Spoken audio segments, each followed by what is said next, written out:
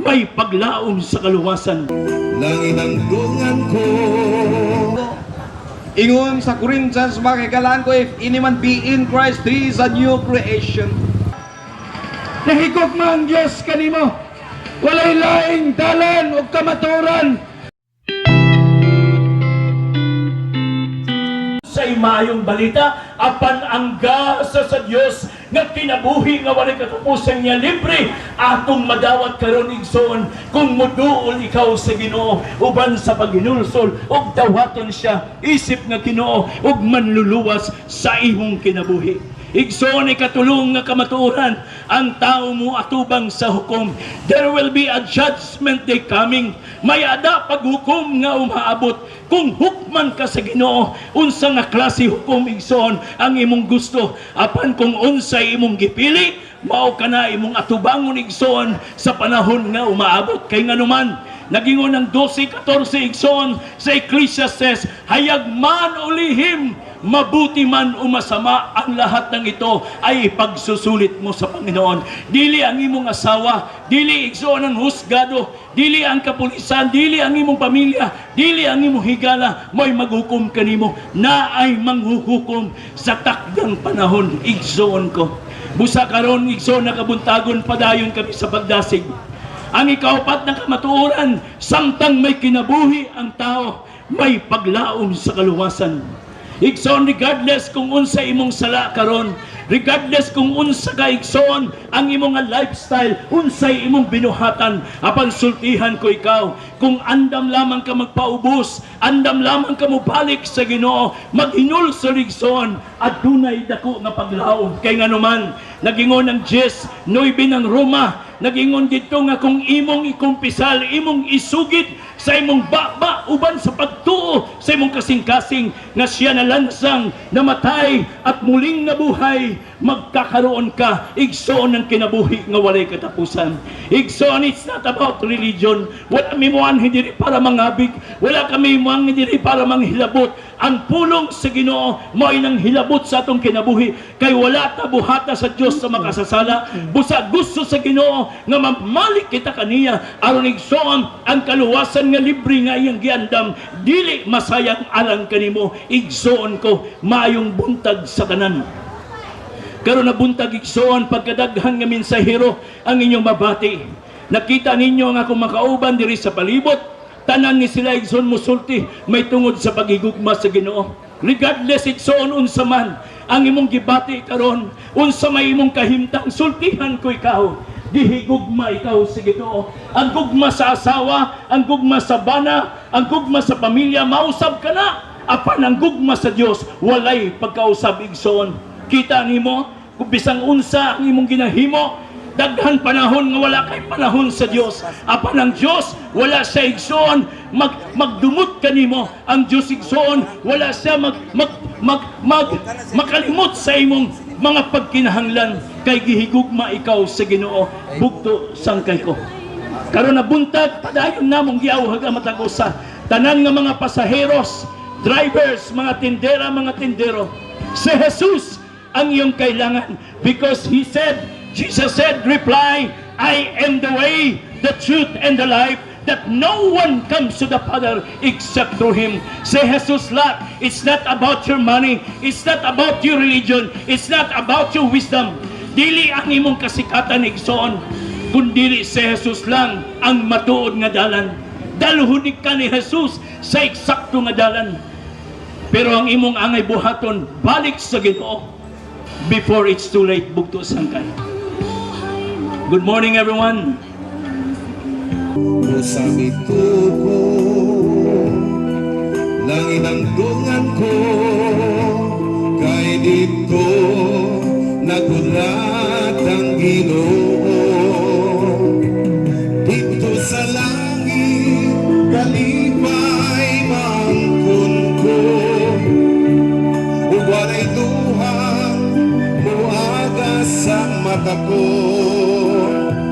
Ngunun bulawan ang pagkalaptan ko, igsoon ko.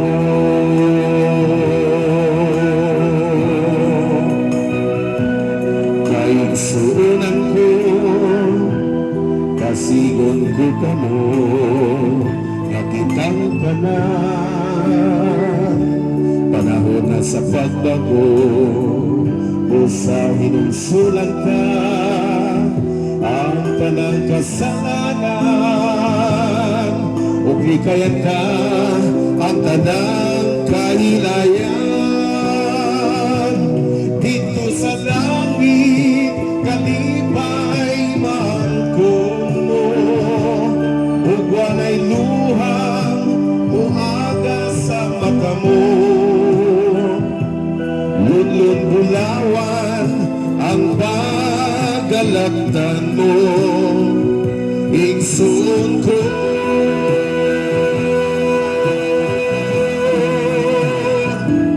Dito sa langit kalipay maangkon mo, ug walay luhang muaga sa mata mo.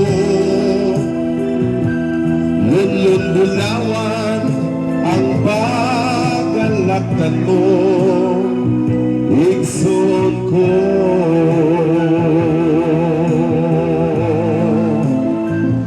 Igsoon ko.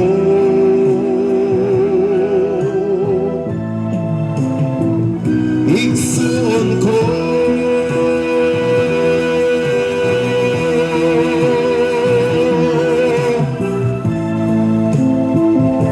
Amen. Dalaga ng Diyos. Salamat sa Langit, no? Actually, langit, ang makabag-o ba ng langit? Of course, ang tagalangit. Wala lain kundi si Jesus. Si Jesus ang makabag-o ni mo higala. Bisag ako, kining akong kauban, dili ni makabag-o. Oh. Bisag kinsa nga tao, dili makababag-o.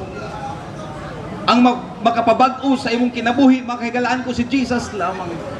Once nga imo surrender imong kinabuhi sa Ginoo, then makita nimo ang pagbag-o, makahigalaan ko.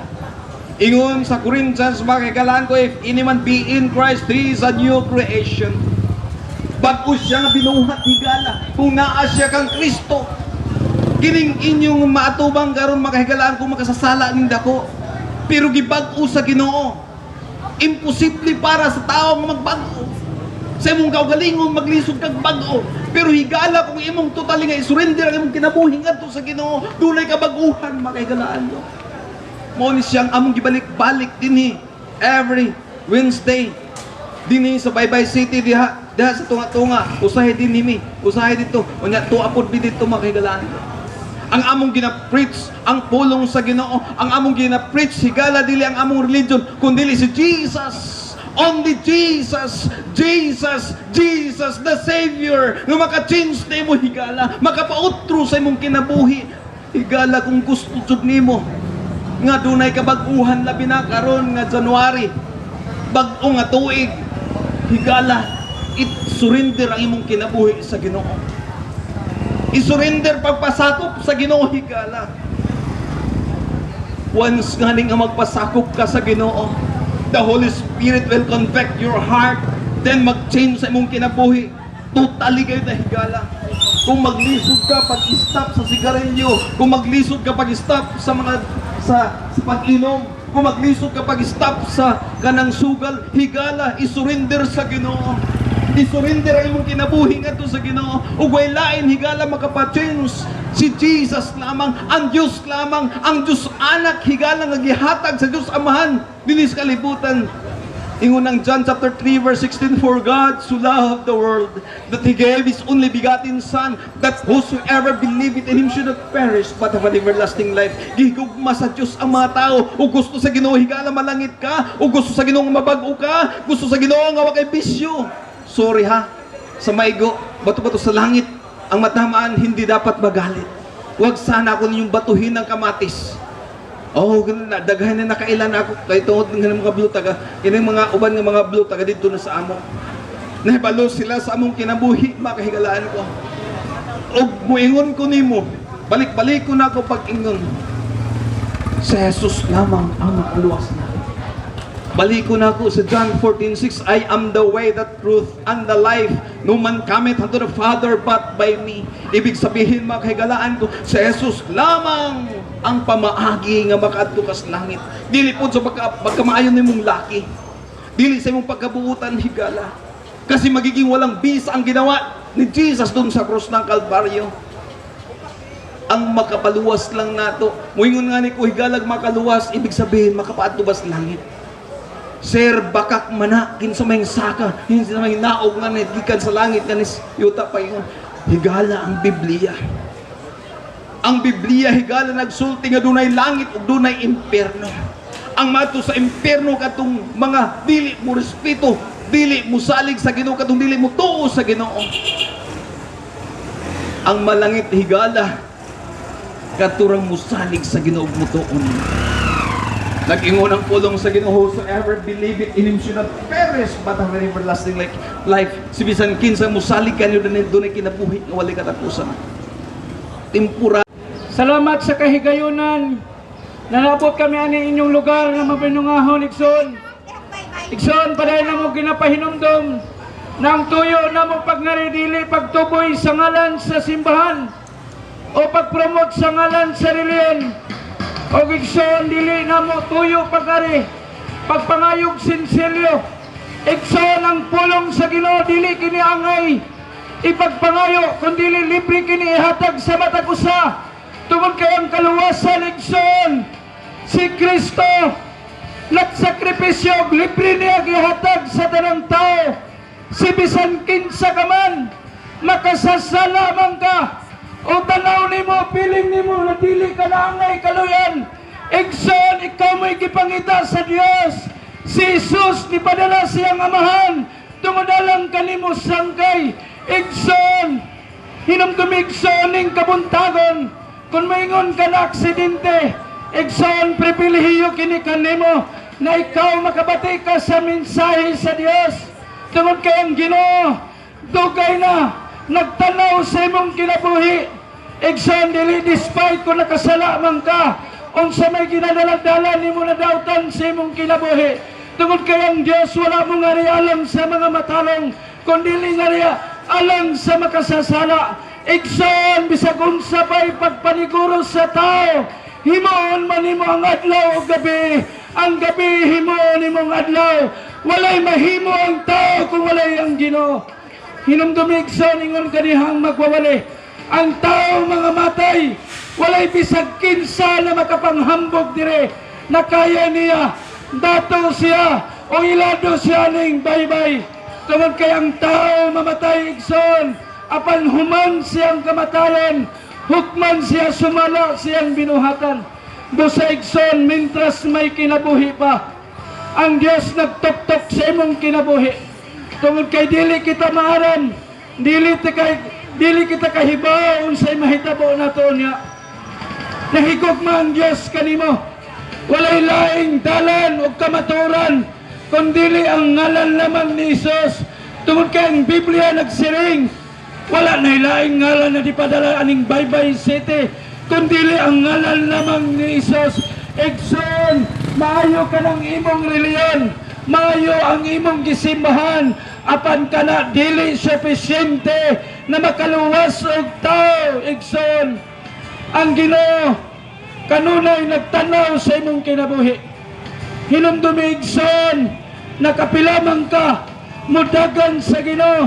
Ang Dios nagapasunod-sunod kanimo tungod kay gusto sa Ginoo igsoon na walay bisag kinsa mawala siyang mga mata.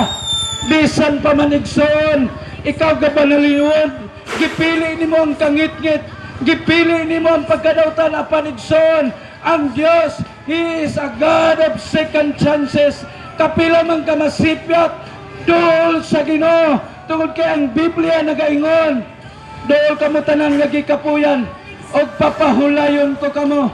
Igsoon dili ka katawan ang pulong sa Ginoo, dili angay katawan ang mensahe sa Dios. Tungod kay kitang tao ingon paganiha, makita nimo karon apan unya dili ka kahibaw kung ang imong kinabuhi kuhaon na sa Dios. Mo kana ang kamatayon nagginabaliwala sa tao na dili niya pwede dilian. Igsoon, igsoon ang pulong sa Ginoo nagaingon, kung ikaw makabati ka sa pulong sa Dios, dili pwede unya, dili pwede ugma, ang Ginoo nagtuktok sa imong kasing-kasing, dili kini pwede ibaliwala nimo, dili kini pwede kuro katawan nimo.